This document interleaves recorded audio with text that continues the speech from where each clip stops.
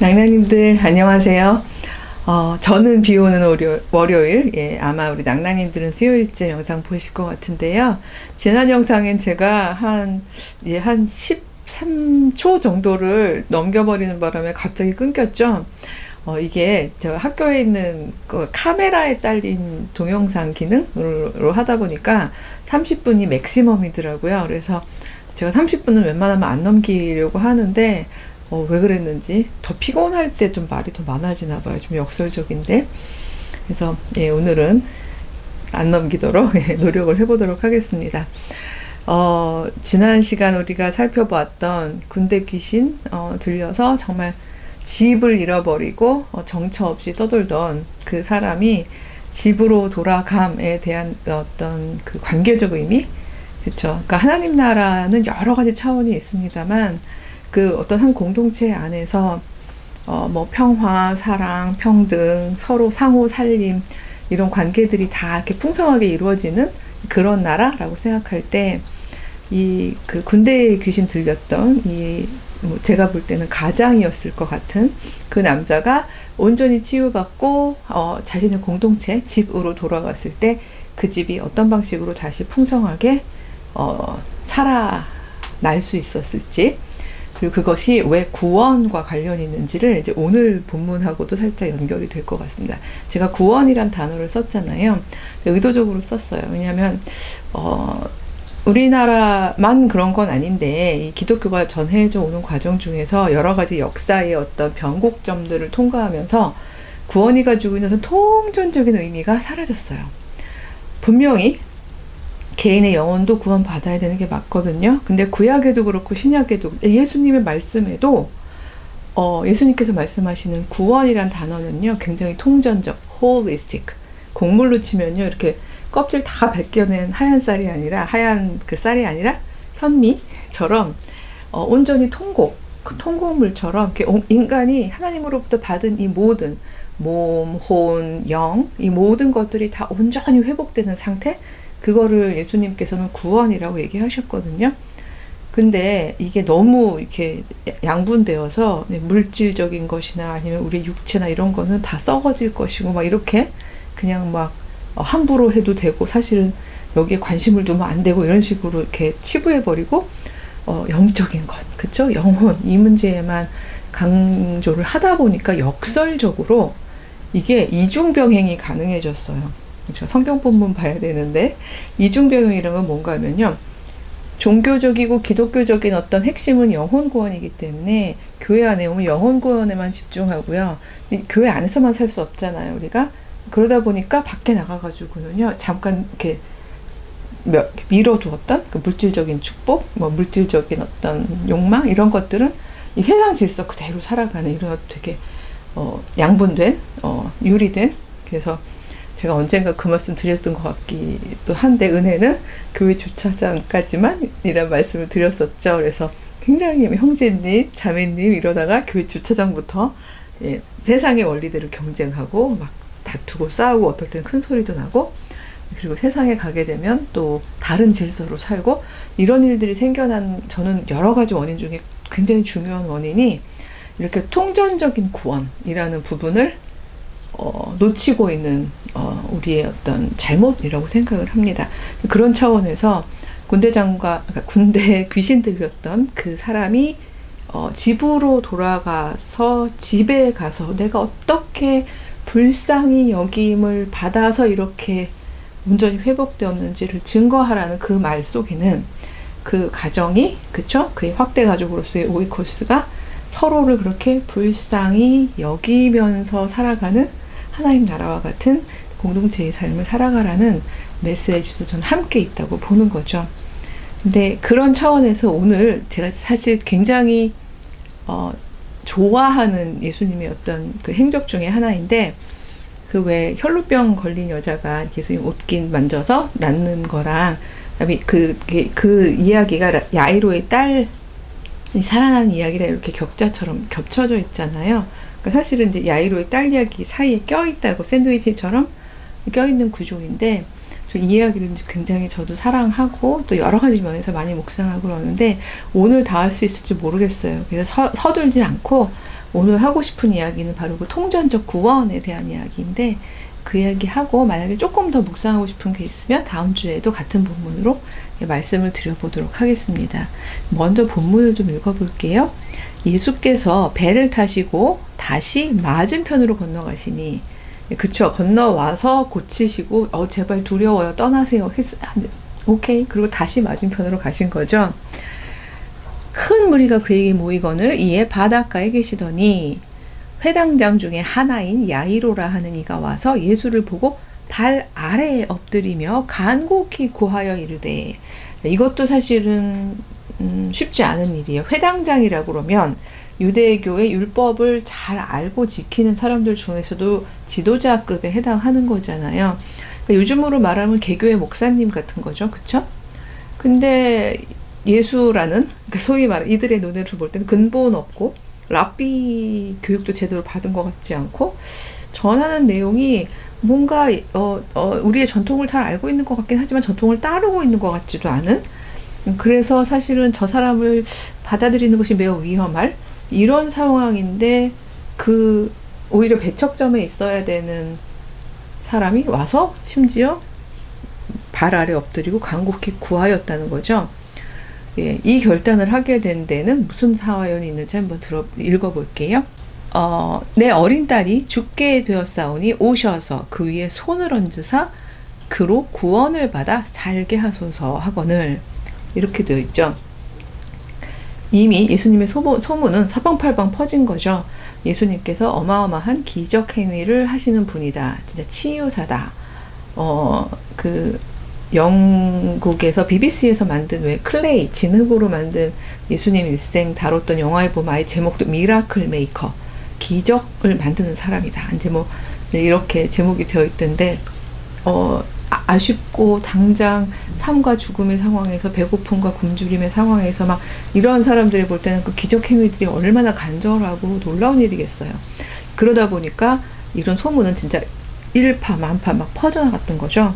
그러니까 예수님이 저기서 오시는 걸 보고 그 군대 귀신 들렸던 사람들 이렇게 오는 거 보고 막 뛰어오는 것처럼 여기는 오히려 진짜 막 예수님이 드디어 오시는구나 하면서 또 그쵸? 이미 알고 있는 이 나의 유대교 회당장으로서의 어떤 타이틀 혹은 내 공동체 안에서 받을 지탄 이런 건 다 소용이 없는 거예요.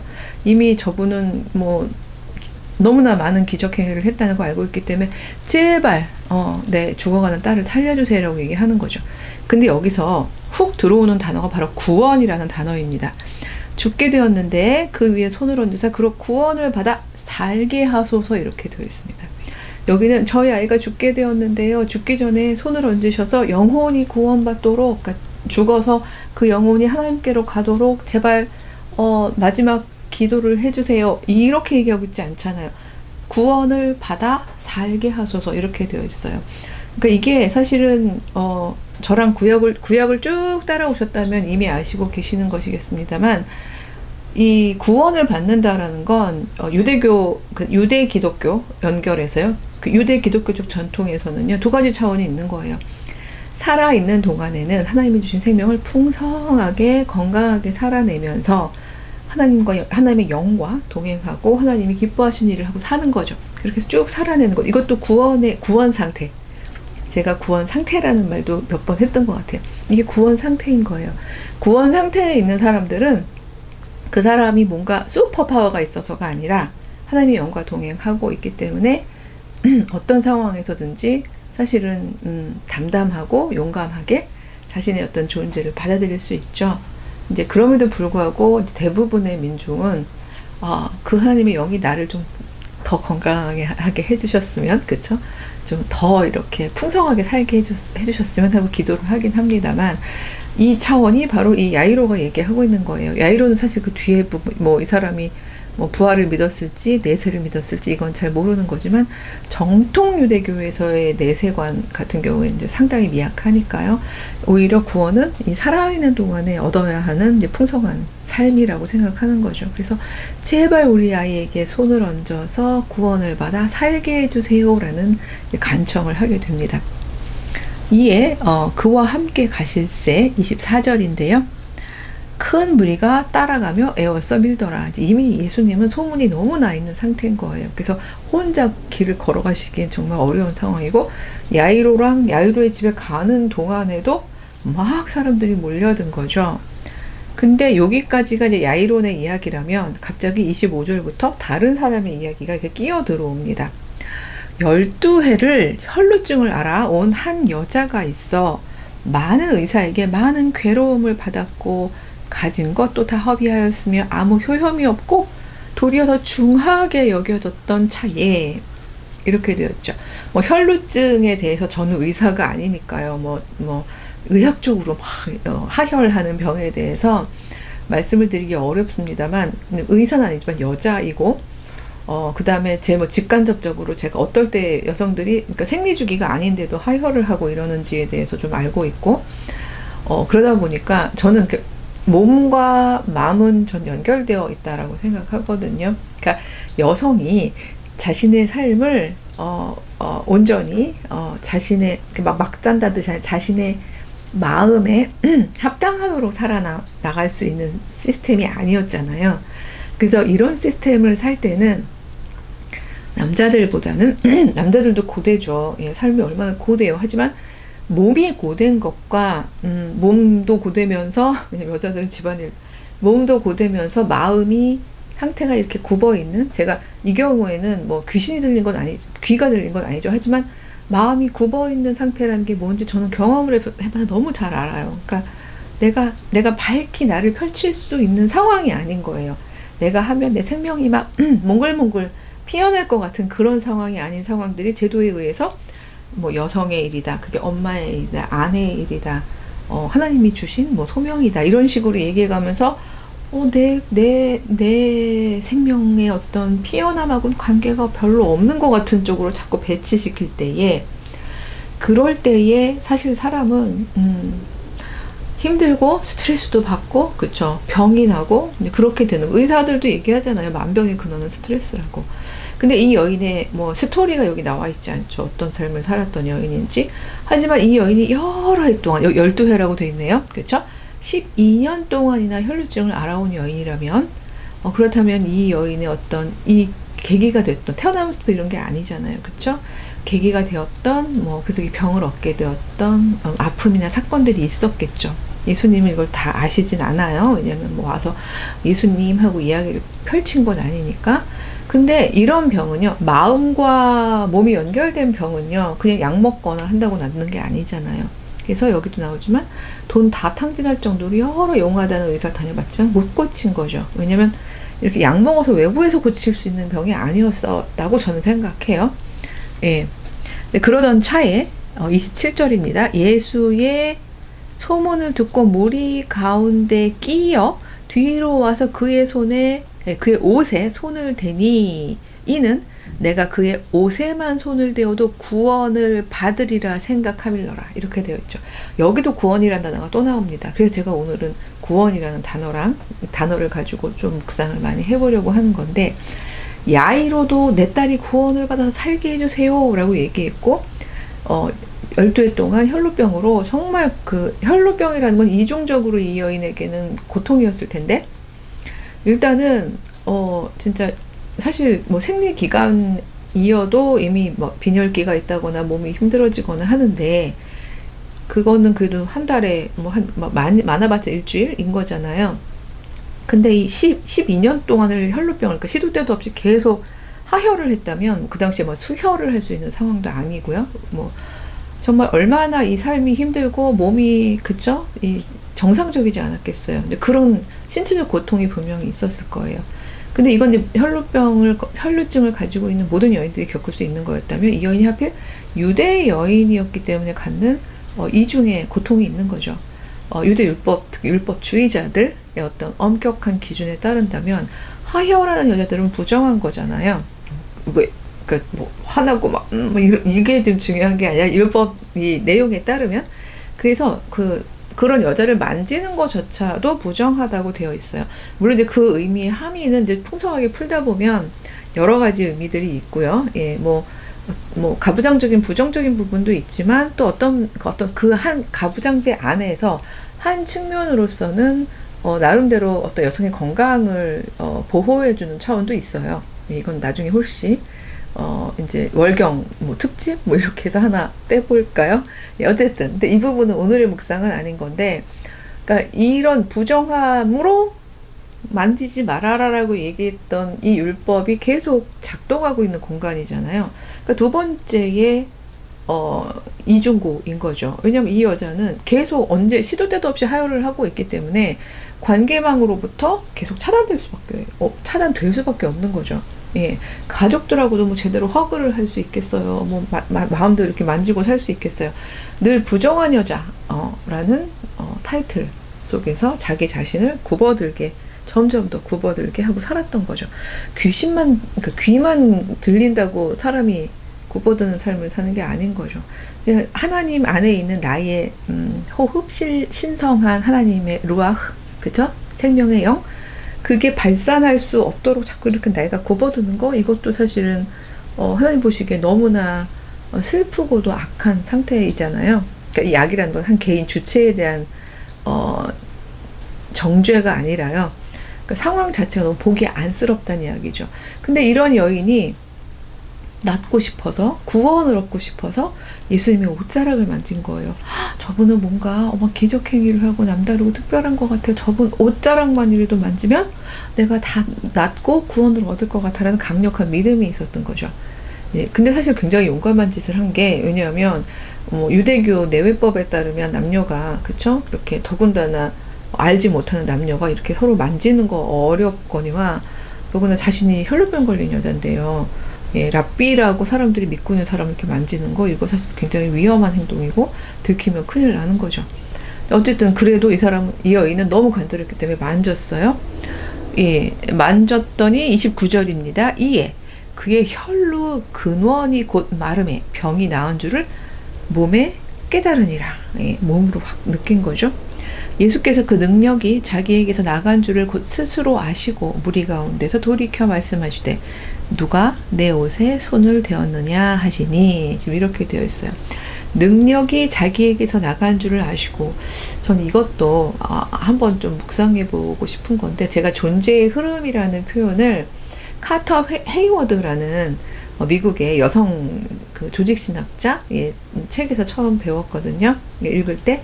근데 이제 이걸 영성, 이제 그 여인은, 그러니까 헤이워드는 이 존재의 흐름을 영성이라고 풀어요. 그러니까 사람과 사람이 서로 만나면, 기독교의 창조적 신앙 고백에 따르면 우리는 사람과 사람만 만난 게 아니라 우리가 숨을 쉬고 내쉬고 하는 동안 우리는 언제나 하나님의 영이 우리 안에 있는 거잖아요. 예, 그렇게 지어졌으니까, 우리가 그렇게 생명이 된 거니까.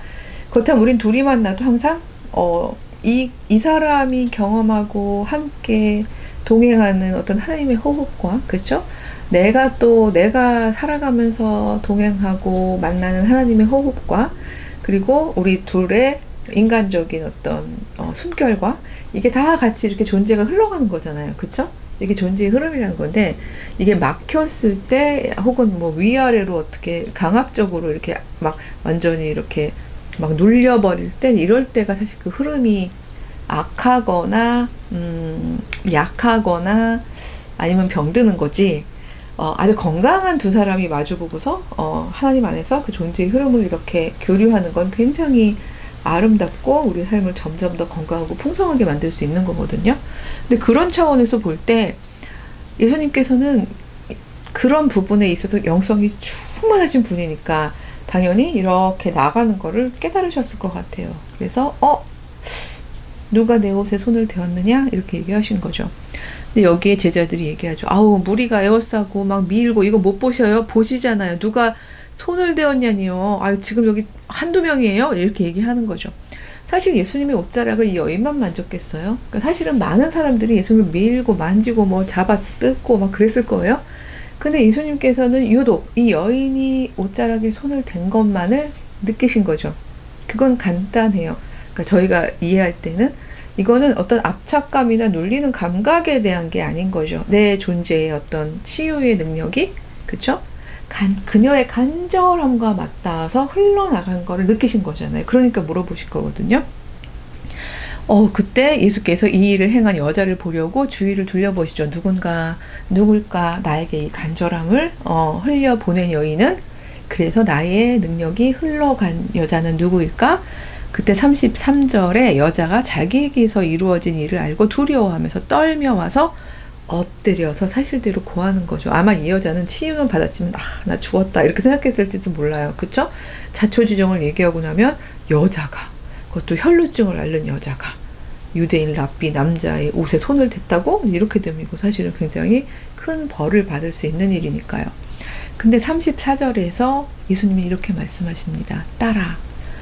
나이로 볼 때 일단 그러니까 물론 예수님은 그 30살 이후에 공생애를 시작하셨지만 이 나이로 볼 때 이분이 얼마나 그 나이가 많은 여자인지 나이는 안 나오지만 뭐 결혼하자마자 뭐 혈루증이 걸렸다고 치더라도요. 예수님보다 뭐 그렇게 엄청 어릴 이유가 없죠. 오히려 예수님보다 나이가 더 많을 확률이 크고, 그렇죠. 근데도 따라라고 부릅니다. 내 믿음이 너를 구원하였으니 평안히 가라. 내 병에서 놓여 건강할지어다. 이 여인을 따라라고 부를 수 있는 단 한 존재가 있다면 누굴까요? 아버지? 어머니? 부모님이죠. 그죠? 따라라고 이야기할 수 있는 건, 그러니까 여기서 예수께서 이렇게 따라라고 이야기하셨을 때 바로 이 마음은 하나님을, 뭐 저희가 교리로 안 가고 제가 자꾸 인간 실존으로 가는 건데요. 그러니까 하나님의 마음과 하나님의 시선으로 지금 얘기를 해주시는 거죠. 따라, 내 따라, 그렇죠? 내가 생명을 부여한 나의 사랑스러운 아이야. 너의 그 간절한 믿음이 너를 구원한 거야. 물론 나에게는 모든 것들을 회복하고 치유할 능력이 있지. 근데 이 능력은 그냥 내가 랜덤하게 주고 싶은 사람한테 이렇게 주는 게 아닌 거지. 이 능력은 우주에 가득 차 있고, 그리고 하나님의 영은 온 무소부재하신 하나님이시기에 가득 차 있어. 그리고 무엇보다 이렇게 영성 충만한 나의 아들 예수에게 완전히 정말 집중되어 들어있는데, 이게 너에게 흘러간 것, 그 힘으로 흘러갈 수 있게 한 거는 너의 간절한 믿음이야. 존재는 흘러가는 거거든. 그 이야기를 뭐 그렇게까지 상세하게 얘기하신 건 아니지만 이 내용에서는 그렇게 이제 풀어서 읽힌 거죠. 그러니까 사실 이 이야기를 옆에서 보고 있는 야이로는 일단 여자가 구원받은 건 뭐 좋은데요. 얼마나 답답하겠어요. 지금 자기 딸이 생사를 오락가락해서 자기가 회당장 체면도 불구하고 가가지고 막 엎드려가지고 절하면서 막 모시고 가는 중인데 한시가 급한데, 심지어 옷깃에 닿아서 뭐 나았더라도 뭐 그건 그 여자한테 좋은 일이지 뭐 이거를 뭐 찾고 대화를 하시고 속 터질 일이죠. 그러니까 속 터진 야이로와 그 뒤에 있는 일, 이거는 다음 시간에 제가 하도록 하겠습니다. 그래야 제 생각에는 좀 충분하게 이야기를 할 수 있을 것 같고요. 또 시간에 쫓기지 않고 또 끝에 잘리지 않을 것 같아서요. 이제 정말 가을이네요.